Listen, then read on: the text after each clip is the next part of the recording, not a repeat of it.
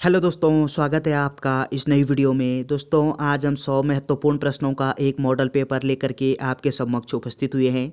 तो बिना देरी किए इन महत्वपूर्ण सवालों को शुरू करते हैं। इससे पहले यदि आपने चैनल को सब्सक्राइब नहीं किया है तो चैनल को सब्सक्राइब करके बेल आइकन को प्रेस कर दें ताकि लेटेस्ट वीडियो की नोटिफिकेशन आप तक पहुँच सके। तो चलिए शुरू करते हैं।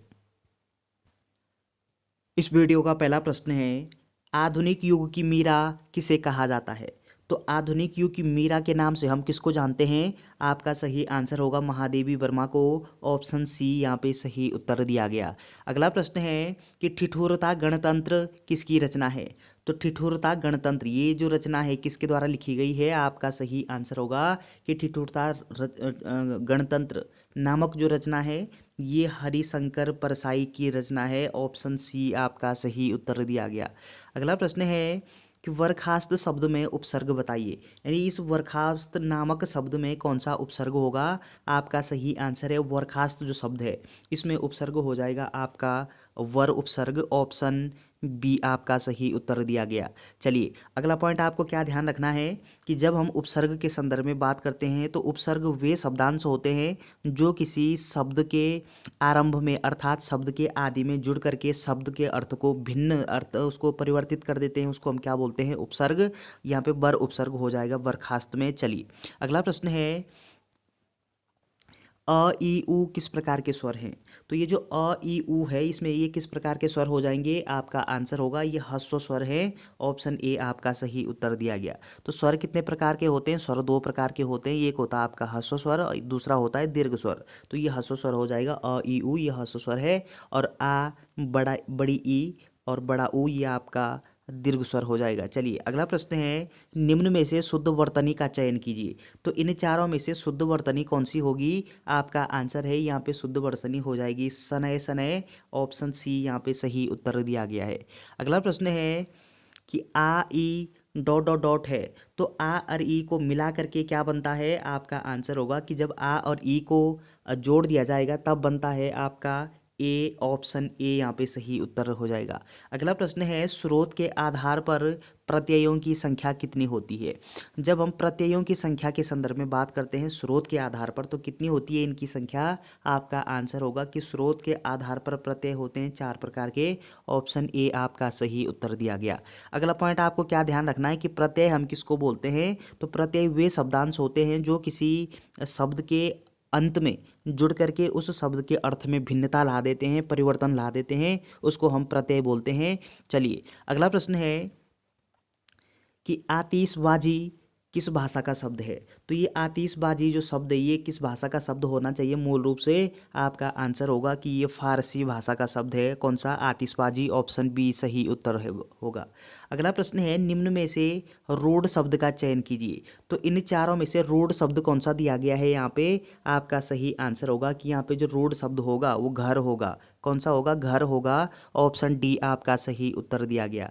अगला पॉइंट आपको क्या ध्यान रखना है कि रूढ़ शब्द हम किसको बोलते हैं? कि वे शब्द जिनके खंडन नहीं किए जा सकते, जो जिनके टुकड़े नहीं होते उनको हम रूढ़ शब्द बोलते हैं। तो यहाँ पे जो घर शब्द है इसके टुकड़े नहीं होते। अगर हम घर का टुकड़ा करेंगे तो घ होगा, र होगा। इस घ का कोई अर्थ नहीं होता है, र का कोई अर्थ नहीं होगा, इसलिए रूढ़ शब्द क्या होगा? आपका घर घर होगा। ऑप्शन डी सही है। अगला प्रश्न है, तत्सम शब्द का चयन कीजिए। तो तत्सम शब्द का चयन करना है। तत्सम शब्द कौन सा होगा इन चारों में से? आपका सही आंसर है कि ये जो एक के शब्द दिया गया है ये तत्सम शब्द होगा। अर्थात तत्सम शब्द हम किसको बोलते हैं? संस्कृत भाषा के जो शब्द होते हैं उनको तत्सम शब्द बोलते हैं। तो एक के यहाँ पे ये संस्कृत भाषा का शब्द होगा अर्थात तत्सम शब्द होगा। ऑप्शन ए सही है। अगला प्रश्न है, धुआं शब्द में किस प्रकार की संज्ञा है? तो ये जो धुआं नामक शब्द है इसमें कौन सी संज्ञा होनी चाहिए इन चारों में से? आपका सही आंसर होगा इसमें है द्रव्यवाचक संज्ञा। ऑप्शन ए आपका सही उत्तर दिया गया। अगला पॉइंट आप जानते हैं कि द्रव्यवाचक संज्ञा द्रव्य की कितनी अवस्थाएं होती है? द्रव्य की होती है 3 अवस्थाएं, ठोस, द्रव, गैस। तो ये जो धुआं है ये गैसीय अवस्था में रहता है, गैसीय रूप है धुआं का। तो ऑप्शन ए आपका सही उत्तर हो जाएगा। चलिए, अगला प्रश्न है कि जनता शब्द में किस प्रकार का वचन है? यानी जनता जो शब्द है इसमें ये कौन सा वचन होगा? इसमें जनता शब्द में एक वचन है या बहुवचन है? तो आपका सही आंसर होगा कि ये जो जनता शब्द है इसमें बहुवचन होगा आपका एक वचन। जनता जो शब्द ये हमेशा एक वचन में प्रयुक्त होने वाला शब्द है। ऑप्शन बी आपका सही उत्तर दिया गया। अगला प्रश्न है कि मैं खाना खाता हूँ मैं किस प्रकार का सर्वनाम है। मैं खाना खाता हूँ, इसमें कौन सा सर्वनाम होगा इस वाक्य में। आपका आंसर होगा कि इसमें होगा पुरुषवाचक सर्वनाम। ऑप्शन डी आपका सही उत्तर दिया गया। तो यहाँ पे मैं शब्द जो है ये किस प्रकार का हो जाएगा, पुरुषवाचक सर्वनाम हो जाएगा। तो चलिए ऑप्शन डी यहाँ पे सही उत्तर होगा। अगला प्रश्न है सुभद्रा किसका पर्यायवाची है। तो सुभद्रा जो शब्द है यानी ये किसका पर्यायवाची होता है इन चारों में से। आपका सही उत्तर है दुर्गा का पर्यायवाची होता है सुभद्रा। ऑप्शन डी सही उत्तर होगा। अगला प्रश्न है पुरुष का विलोम शब्द चुनिए। तो परोस का विलोम शब्द क्या होता है। परोस का विलोम शब्द, अगर आप ये पुरुष नहीं है, पुरुष का विलोम शब्द सीधे आप स्त्री बता देते, लेकिन ये परोस है। परोस का विलोम शब्द क्या होता है। आपका सही आंसर होगा परोस का विलोम शब्द होता है कोमल। ऑप्शन सी आपका सही उत्तर दिया गया। अगला प्रश्न है जो शक्ति का उपासक हो के लिए एक शब्द होगा। तो जो शक्ति का उपासक हो इस वाक्य के लिए एक शब्द क्या होगा। आपका सही आंसर है इसके लिए एक शब्द होता है आपका शाक्त। ऑप्शन ए आपका सही उत्तर दिया गया। अगला प्रश्न है अर्थ के आधार पर वाक्य के कितने भेद होते हैं। तो अर्थ के आधार पर वाक्य के भेद कितने होते हैं। आपका सही आंसर होगा कि अर्थ के आधार पर होते हैं वाक्य के 8 भेद। ऑप्शन सी यहाँ पे सही उत्तर दिया गया। अगला प्रश्न है गाल बजाना मुहावरे का अर्थ है। तो गाल बजाना मुहावरे का अर्थ क्या होता है। आपका सही आंसर होगा इसका अर्थ होता है डींग मारना। ऑप्शन ए सही उत्तर है। अगला प्रश्न है दक्षिण भारत में हिंदी प्रचार सभा की स्थापना किस वर्ष हुई। तो दक्षिण भारत में हिंदी प्रचार सभा की स्थापना किस वर्ष में होती है। आपका सही आंसर है ये स्थापना होती है वर्ष 1918 में। ऑप्शन सी आपका सही उत्तर होगा। अगला प्रश्न है किस भाषा को संक्रमणकालीन भाषा भी कहते हैं। तो इन चारों में से संक्रमणकालीन भाषा के रूप में हम किस भाषा को जानते हैं। आपका सही उत्तर होगा कि ये जो अवहट भाषा है इसको संक्रमणकालीन भाषा के रूप में भी जानते हैं। ऑप्शन डी आपका सही उत्तर दिया गया। अगला प्रश्न है कि सुंदरलाल बहुगुणा जी को किस वर्ष जमनालाल पुरस्कार मिला। तो सुंदरलाल बहुगुणा इनका संबंध किस क्षेत्र से है, पर्यावरण क्षेत्र से संबंधित हैं ये। और इनको जमनालाल पुरस्कार से कब विभूषित किया गया है, कब सम्मानित किया गया है। आपका सही आंसर होगा कि वर्ष 1987 में इनको जमनालाल पुरस्कार से विभूषित किया गया था। ऑप्शन बी आपका सही उत्तर दिया गया। और इनको रेमन मैग्सेसे पुरस्कार से भी सम्मानित किया गया है। इनका संबंध किससे है, पर्यावरण क्षेत्र से संबंधित है। अगला प्रश्न है कौन सा संरक्षण आरक्षित क्षेत्र सर्वाधिक क्षेत्रफल पर विस्तृत है। तो इन चारों में से वो कौन सा संरक्षण आरक्षित क्षेत्र है जो सबसे अधिक क्षेत्रफल में फैला हुआ है, विस्तृत है। आपका आंसर होगा कि ये जो नैना देवी संरक्षण आरक्षित क्षेत्र ये सर्वाधिक विस्तृत है। ऑप्शन डी आपका सही उत्तर होगा। अगला प्रश्न है कि सुदमन आभूषण किस अंग में धारण किया जाता है। तो सुदमन नामक जो आभूषण है इसका प्रयोग यानी इसको हम किस अंग में पहनते हैं, कहाँ पे धारण होता है, ये आपका आंसर होगा कि पैर में धारण होता है। ऑप्शन डी यहाँ पे सही उत्तर है। अगला प्रश्न है विश्व बैंक की एमडी अंशुला कांत का संबंध किस जनपद से है। तो विश्व बैंक की जो एमडी थी तो वो कौन थी, अंशुला कांत। इनका संबंध किस जनपद से है, उत्तराखंड की निवासी हैं ये। इनका जो संबंध है वो कहाँ से होना चाहिए। आपका आंसर होगा हरिद्वार से। ऑप्शन सी आपका सही उत्तर है। अगला प्रश्न है वारुणी पंचकोसी यात्रा कितने किलोमीटर की यात्रा है। तो वारुणी जो पंचकोसी यात्रा है ये किस जनपद में होती है, उत्तरकाशी जनपद में ये पंचकोसी यात्रा आयोजित होती है। कितने किलोमीटर की यात्रा है, आपका आंसर होगा कि ये 15 किलोमीटर की यात्रा है जिसको हम पंचकोसी यात्रा के नाम से भी जानते हैं। ऑप्शन बी सही उत्तर है। अगला प्रश्न है कि सोनधारा किसकी सहायक नदी है। तो सोनधारा ये किसकी सहायक नदी है इन चारों में से। आपका आंसर होगा कि सोनधारा ये सहायक नदी है आपकी अलकनंदा नदी की। ऑप्शन ए आपका सही उत्तर होगा। अगला प्रश्न है पंच केदारों में कौन सा केदार बंद नहीं होता। तो वो कौन सा केदार है जो बंद नहीं होता है, जिसके कपाट बंद नहीं होते हैं, आपका आंसर होगा ये है आपका कल्पेश्वर, ऑप्शन डी आपका सही उत्तर दिया गया। अगला प्रश्न है, बिड़ला विद्या मंदिर की स्थापना किस वर्ष हुई? तो बिड़ला जो विद्या मंदिर है इसकी स्थापना किस वर्ष में होती है? आपका आंसर होगा कि 1947 में ये स्थापित हुआ है, ऑप्शन सी सही उत्तर है। अगला प्रश्न है कि नया जमाना साप्ताहिक पत्र किस स्थल से प्रकाशित होता था? तो नया जमाना ये क्या है? एक प्रकार का समाचार पत्र है, और किस प्रकार का है? तो साप्ताहिक समाचार पत्र है। कहाँ से प्रकाशित होता है ये? होता था, आपका आंसर होगा कि ये इसका प्रकाशन देहरादून से, ऑप्शन ए आपका सही उत्तर दिया गया। अगला प्रश्न है, पंडित गोविंद बल्लभ पंत जी का निधन कब हुआ? तो पंडित गोविंद बल्लभ पंत इनका निधन किस, कोई दर्रा ये किसके मध्य सीमा बनाता है? आपका आंसर होगा कि ये आपका चमोली और तिब्बत के बीच में सीमा बनाने वाला दर्रा है, ऑप्शन सी आपका सही उत्तर होगा। अगला प्रश्न है कि महिला महिला पुलिस कमांडो दास्ता जोड़ने वाला उत्तराखंड से कौन सा राज्य बना है? तो आपका सही आंसर होगा इस प्रश्न का, आपका ये जो चौथा राज्य है ये बना, ऑप्शन ए आपका सही उत्तर होगा। अगला प्रश्न है, कासरोताल किस जनपद में स्थित है? यानी कासरोताल ये कहाँ पे है, किस जिले में है ये कासरोताल? आपका आंसर होगा कासरोताल देहरादून में है, ऑप्शन डी आपका सही उत्तर होगा। अगला प्रश्न है कि लोरिया किसका अन्य नाम है? तो लोरिया नाम से हम किसको जानते हैं इन चारों में से? आपका सही आंसर होगा कि ये जो पशु चारक होते हैं इनको लोरिया के नामों से भी जाना जाता है, ऑप्शन बी सही उत्तर दिया गया। अगला प्रश्न है, उत्तराखंड में ग्लेशियर लेडी के नाम से किसे जाना जाता है? तो ग्लेशियर लेडी किसको कहते हैं उत्तराखंड में? आपका आंसर होगा ग्लेशियर लेडी कहते हैं शांति ठाकुर को, ऑप्शन बी आपका सही उत्तर दिया गया। अगला प्रश्न है, कुमाऊनी भाषा में उडियार शब्द का अर्थ है? तो उडियार जो शब्द है इसका अर्थ क्या होता है, किसको बोलते हैं उडियार? आपका आंसर होगा गुफा को उडियार के नाम से भी जानते हैं, ऑप्शन डी सही उत्तर है। अगला प्रश्न है, त्रिकोण कुंड कहाँ स्थित है? तो त्रिकोण कुंड ये किस जनपद में अवस्थित है इन चारों में से? आपका आंसर होगा कि त्रिकोण कुंड ये चमोली में अवस्थित है, ऑप्शन ए सही उत्तर होगा। अगला प्रश्न है कि बुडियात लोक नृत्य किस जनजाति से संबंधित है? तो बुडियात नामक जो लोक नृत्य है ये किस जनजाति का लोक नृत्य है, किस जनजाति से संबंध रखता है? आपका आंसर होगा कि ये संबंध रखता है जौनसारी से, ऑप्शन सी आपका सही उत्तर होगा। अगला प्रश्न है, घर जवाएं फिल्म किस वर्ष बनी?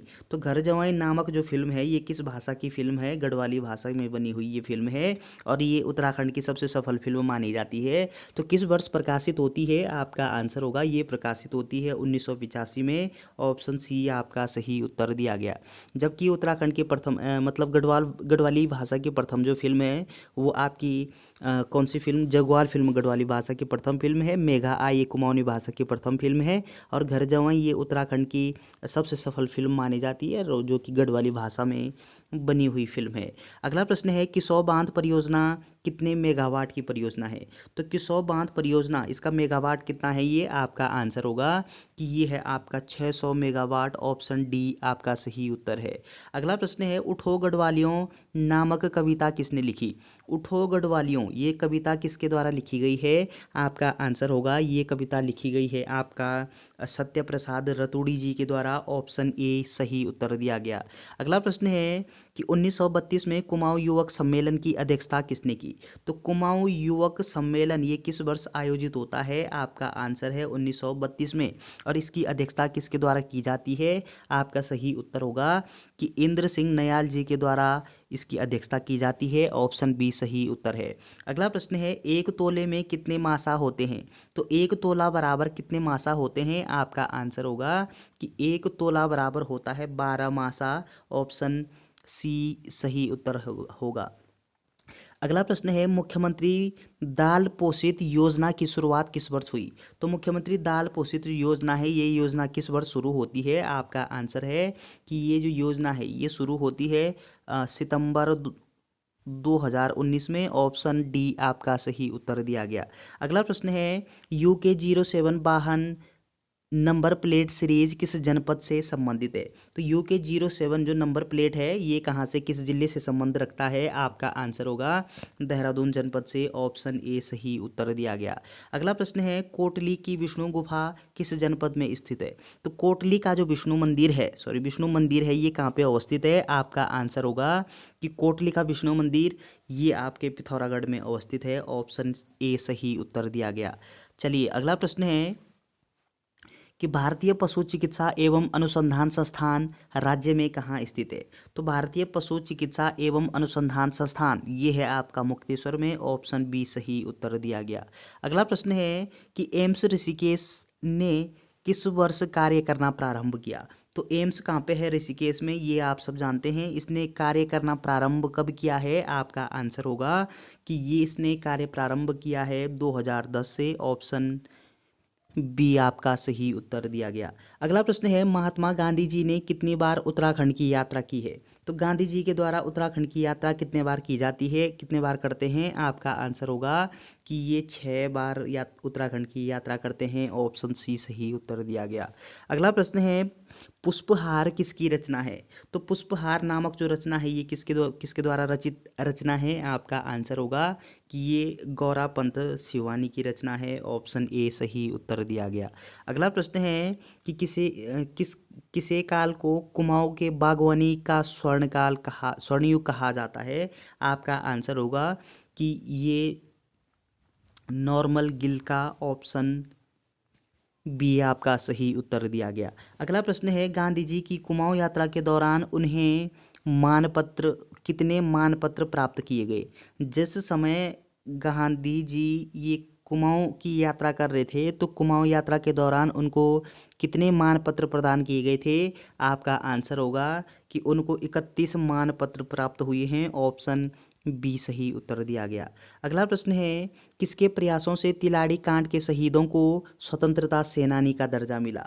तो स्वतंत्रता सेनानी का जो दर्जा है वो तिलाड़ी कांड के शहीदों को किस वर्ष मिला, यानी किसके प्रयासों से मिला है? आपका आंसर होगा कि ये मिला है आपका जोत सिंह रवाल्टा जी के प्रयासों से, ऑप्शन डी आपका सही उत्तर होगा।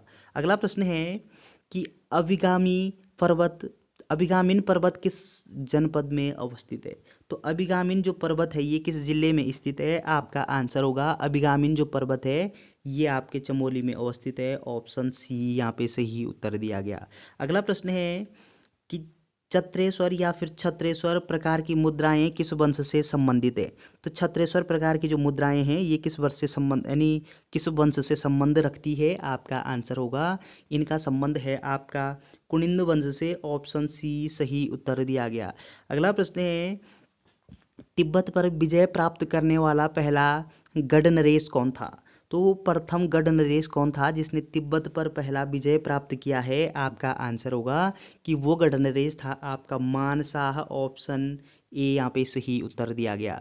अगला प्रश्न है, निम्न में से कौन सा मंदिर अपने रहस्यों के लिए विख्यात है? तो विख्यात कौन सा मंदिर है अपने रहस्यों के लिए इन चारों में से? आपका आंसर होगा कि ये जो महिषासुर दर्मिनी मंदिर है ये अपने रहस्यों के लिए विख्यात है, ऑप्शन ए आपका सही उत्तर होगा। अगला प्रश्न है कि ओलगिया त्योहार किस माह में मनाया जाता है? ओलगिया नामक जो त्योहार है ये कब आयोजित होता है? आपका आंसर होगा कि ये आयोजित होता है सितंबर माह में, ऑप्शन डी सही उत्तर दिया गया। अगला प्रश्न है, हिल यात्रा में हिल का अर्थ क्या है? तो हिल यात्रा कहो या हिज यात्रा कहो, तो इसमें हिल का अर्थ क्या होता है? आपका आंसर होगा हिल का अर्थ होता है इसमें दलदली भूमि, ऑप्शन बी सही उत्तर दिया गया। अगला प्रश्न है, 2011 की जनगणना के अनुसार निम्न में से किस जिले की आबादी सबसे कम है? तो सबसे कम आबादी पूछी गई है वो किस जनपद की है? आपका आंसर होगा सबसे कम आबादी यहाँ पे चमोली जनपद की हो जाएगी, ऑप्शन बी सही उत्तर दिया गया। चलिए अगला प्रश्न है, भारतीय ओलंपिक परिषद की स्थापना किस वर्ष हुई थी? तो भारतीय जो ओलंपिक परिषद है ये किस वर्ष स्थापित होता है, किस वर्ष गठित होता है? आपका आंसर होगा 1924 में, ऑप्शन डी सही उत्तर है। अगला प्रश्न है, किस वायसराय ने राज्य विलय नीति को समाप्त किया? तो राज्य विलय नीति जो थी ये विलय नीति किस वायसराय के द्वारा समाप्त की गई है? आपका आंसर होगा कि ये कैनिन के द्वारा समाप्त की गई है, ऑप्शन ए सही उत्तर है। अगला प्रश्न है काले बंगन की खोज किसने की। तो काले बंगन की जो खोज है वो किसके द्वारा की जाती है, आपका आंसर होगा कि ये अमलानंद घोषी के द्वारा की गई है। ऑप्शन सी सही उत्तर दिया गया। अगला प्रश्न है भगवान बुद्ध ने आलार आलार कलाम से किस दर्शन की शिक्षा ग्रहण की। तो किस दर्शन की शिक्षा ग्रहण की थी, आपका सही उत्तर होगा कि इनके द्वारा आलार कलाम से जो शिक्षा ग्रहण की गई थी वो थी आपकी सांख्य दर्शन की। ऑप्शन ए आपका सही उत्तर होगा। अगला प्रश्न है बंगाल में पाल वंश की स्थापना किसने की। तो बंगाल में पाल वंश की स्थापना ये किसके द्वारा की जाती है, आपका सही उत्तर होगा गोपाल के द्वारा। ऑप्शन सी आपका सही उत्तर दिया गया। अगला प्रश्न है अखिल भारतीय किसान सभा का गठन कब हुआ। तो अखिल भारतीय जो किसान सभा है ये किस वर्ष गठित होता है, आपका सही उत्तर है ये 1936 में गठित हुआ है। ऑप्शन डी आपका सही उत्तर होगा। अगला प्रश्न है तरुण स्त्री सभा की स्थापना किस संस्था पर हुई, किस स्थान पर हुई, आपका सही उत्तर होगा कि ये जो तरुण स्त्री सभा है इसकी स्थापना होती है आपका कलकत्ता में। ऑप्शन सी यहाँ पे सही उत्तर दिया गया। अगला प्रश्न है किस ग्रह में अक्ष का झुकाव पृथ्वी के समान है। तो अक्ष का झुकाव पृथ्वी के समान ये किस ग्रह में होता है, आपका सही उत्तर होगा कि मंगल ग्रह पर। ऑप्शन सी यहाँ पे सही उत्तर दिया गया। अगला प्रश्न है पृथ्वी के औसत व्यास की गणना सर्वप्रथम किसने की। तो पृथ्वी का जो औसत व्यास है इसकी गणना सबसे पहले किसके द्वारा की जाती है, आपका आंसर होगा गणना की थी सबसे पहले इरेटोस्थनीज ने। ऑप्शन ए आपका सही उत्तर दिया गया। अगला प्रश्न है हुक किस कारण से निर्मित स्थलाकृति है। तो इस प्रश्न का सही उत्तर होगा आपका कि ये जो सागरीय जल। ऑप्शन सी सही उत्तर होगा। अगला प्रश्न है कि किस पवन को डॉक्टर पवन भी कहते हैं। तो डॉक्टर पवन के नाम से किस पवन को जानते हैं इन चारों में से, आपका सही उत्तर है कि डॉक्टर पवन कहते हैं हम हरमटन जो पवन है इसको डॉक्टर पवन के नाम से भी जानते हैं।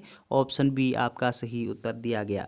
अगला प्रश्न है सुएज नहर का राष्ट्रीयकरण किस वर्ष हुआ। तो सुएज नहर का राष्ट्रीयकरण ये किस वर्ष होता है, आपका आंसर है ये होता है 1956 में। ऑप्शन डी सही उत्तर दिया गया। अगला प्रश्न है कि फोवेल्स जल संधि किस देश से संबंधित है। तो फोवेल्स नामक जो जल संधि है किस देश से संबंध रखती है, आपका आंसर होगा इसका जो संबंध है वो आपका न्यूजीलैंड से है। ऑप्शन बी सही उत्तर हो जाएगा। अगला प्रश्न है लक्कड़वाला समिति का संबंध किससे है।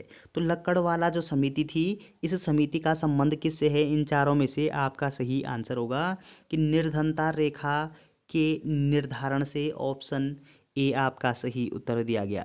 अगला प्रश्न है गरीबी हारेगा देश जीतेगा, सॉरी टीबी हारेगा देश जीतेगा यह योजना कब शुरू हुई।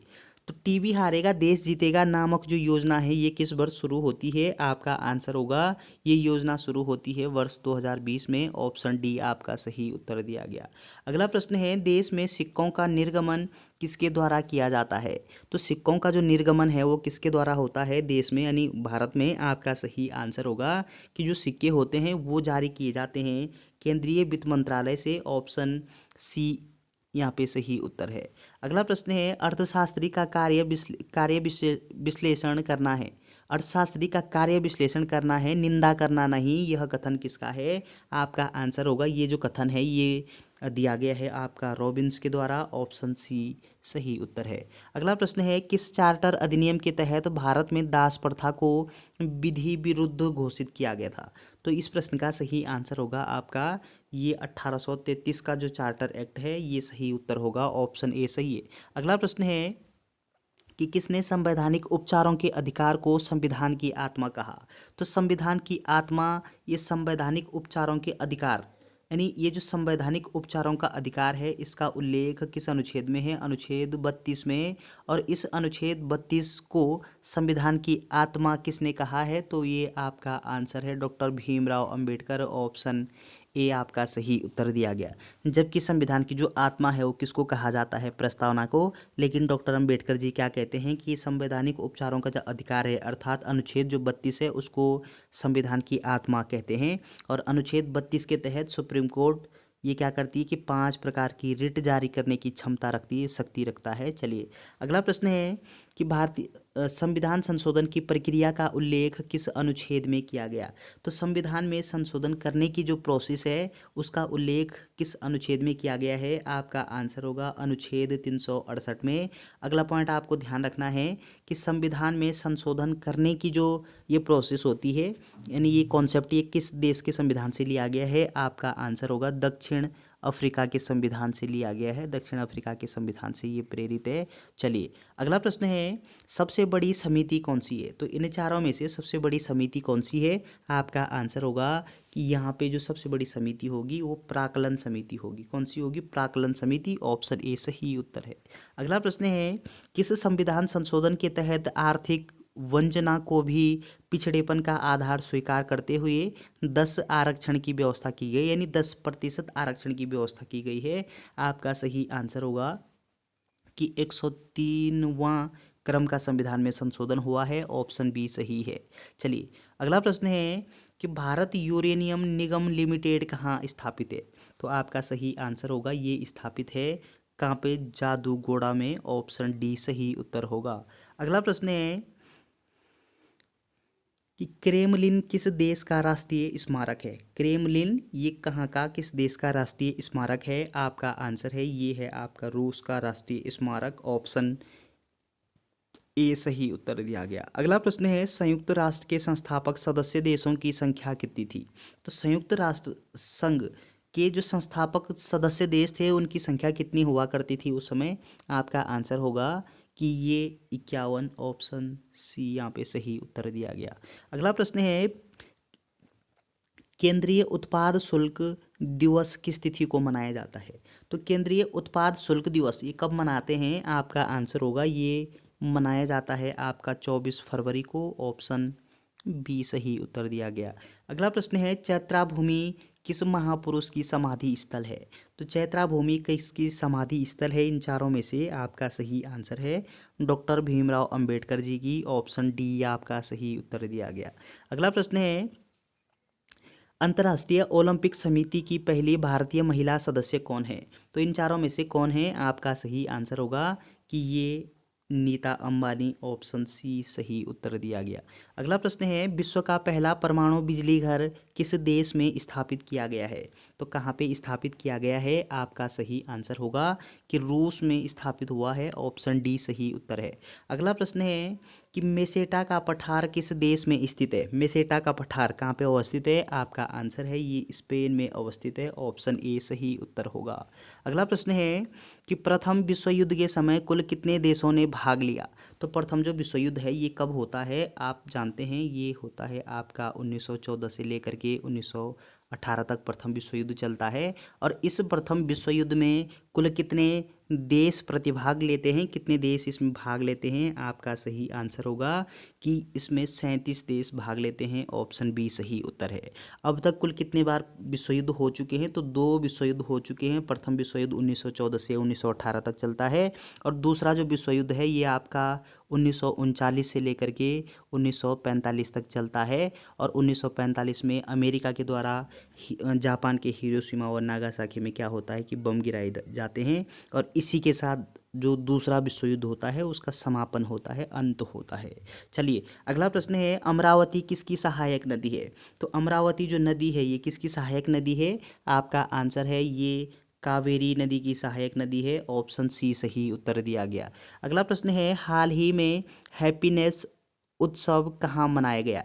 तो इन चारों में से हैप्पीनेस उत्सव ये कहाँ पे मनाया गया है? आपका आंसर होगा कि ये दिल्ली में मनाया गया था। ऑप्शन सी सही उत्तर दिया गया।